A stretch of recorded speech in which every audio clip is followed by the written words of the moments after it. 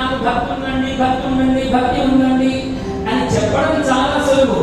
కానీ ఆ భక్తిలో పండిపోవడం చాలా కష్టం. భక్తిలో నిలబడడం చాలా కష్టం. భక్తుడిగా ఎప్పుడైతే నువ్వు నిలబడగలుగుతావో అనేక కష్టములు భక్తులకే కలుగుతూ ఉంటాయి. ఇది మనందరికీ అనుభవమే. నేను రోజు గుడికి పోతానేగా, కానీ నా కష్టాలన్నీ అట్లాగే ఉన్నాయి అంటారు. వాడు గుడికి పోడు, ఎక్కడికి పోడు, దండం పెట్టడు, కానీ కోట్ల రూపాయలు సంపాదిస్తున్నాడు. ఇదెట్లా సాధ్యము? భగవంతుడి పరీక్ష ఎప్పుడు భక్తుడికే ఉంటుంది. అందుకని కపిల పరమాత్మ అవతారంలో ప్రవేశించామని బహుశా వాళ్ళకు కూడా తెలిసిపోయిందేమో, కరెంట్ కట్టేసి. మన అందరికీ భక్తి ఉందో లేదో తెలుసు, పరీక్ష పెడుతూ ఉన్నాడు పరమాత్మ. కాబట్టి ఇది లేకపోయినా నామస్మరణ మాత్రం ఆగదు అని మనం ఎప్పుడు నారాయణ కీర్తన చేసుకునే ఉండాలి. ఆ నారాయణ కీర్తనే మన అందరినీ భక్తి మార్గం వైపు నడిపించేటువంటి సాధనంగా మనం గమనించాలి. ఇప్పుడు దేవహూతి కుమార కపిల, మీ నాన్నతో అనేక శుభములను నేను పొంది ఉన్నాను, కానీ పరమాత్మను ఏ విధంగా చేరుకోవాలో నాకు మార్గము తోచడం లేదు. ఏ విధంగా నేను పరమాత్మను చేరుకోవాలి, ఆ మార్గము నాకు చూపించవా అని అడిగితే, ఎప్పుడైతే తల్లి భక్తి యోగం గురించి అడిగిందో కపిలుడు ఉప్పొంగిపోయాడట. అమ్మా, ఎంత మంచి ప్రశ్న వేశావమ్మా అని కుమారుడైనటువంటి కపిల మహర్షి కపిలుడు ఆ యొక్క దేవహూతికి పరమాత్మ తత్వం అంతా బోధిస్తూ ఉన్నాడు. అమ్మా,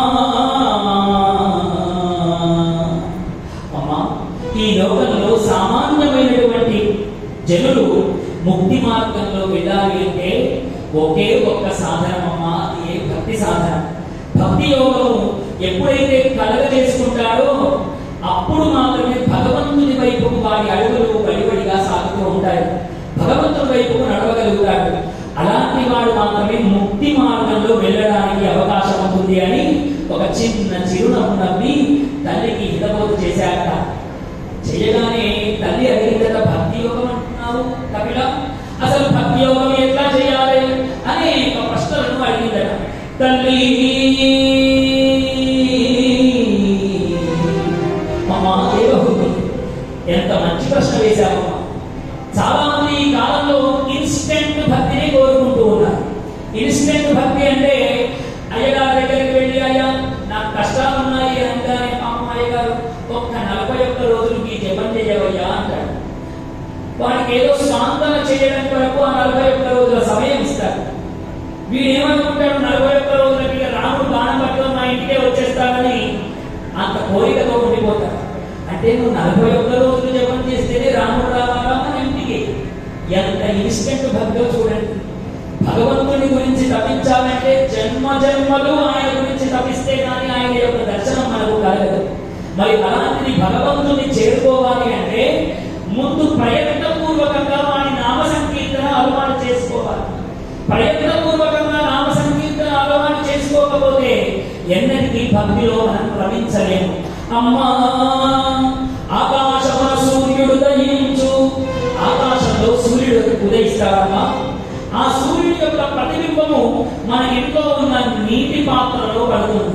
ఆ నీటి పాత్రలో ఎప్పుడైతే సూర్యుడి యొక్క వెలుతురు పడుతుందో ఆ వెలుతురు దాని ప్రతిబింబము రిఫ్లెక్ట్ అయ్యి దాని యొక్క ప్రతిబింబము పరావర్తనము చెంది గోడ మీద కూడా వెలుతురు కనిపిస్తూ ఉంటుంది.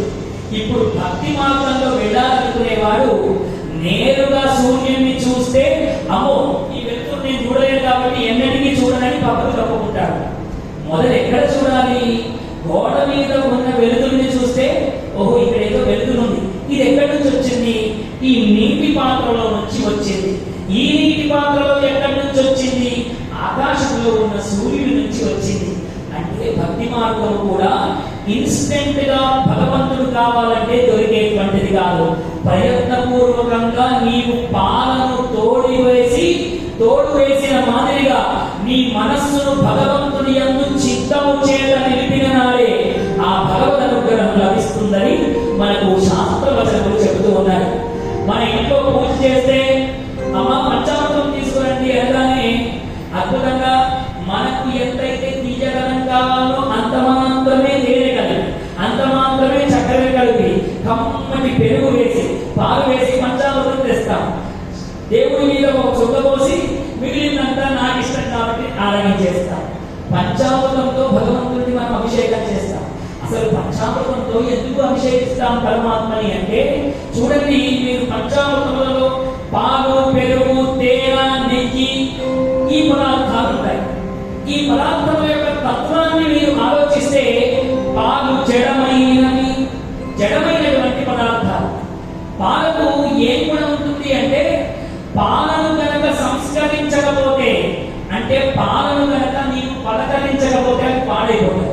పలకరించడం అంటే అర్థమేంటి? మన ఇంటికి వచ్చినటువంటి ఉదయాన్నే వచ్చిన పాలను 1 గంట 2 గంటలు పలకరించకుండా అట్లాగే గిన్నెలో పెడితే అవి బాగానే ఉంటాయి.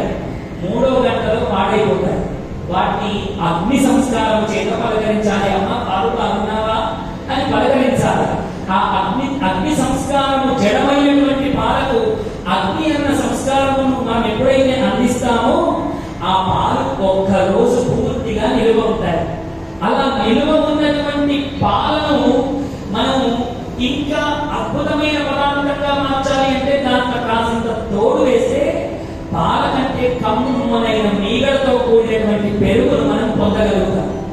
పాలు 50 రూపాయల లీటర్ ఉంటే పెరుగు అంతకంటే ఎక్కువ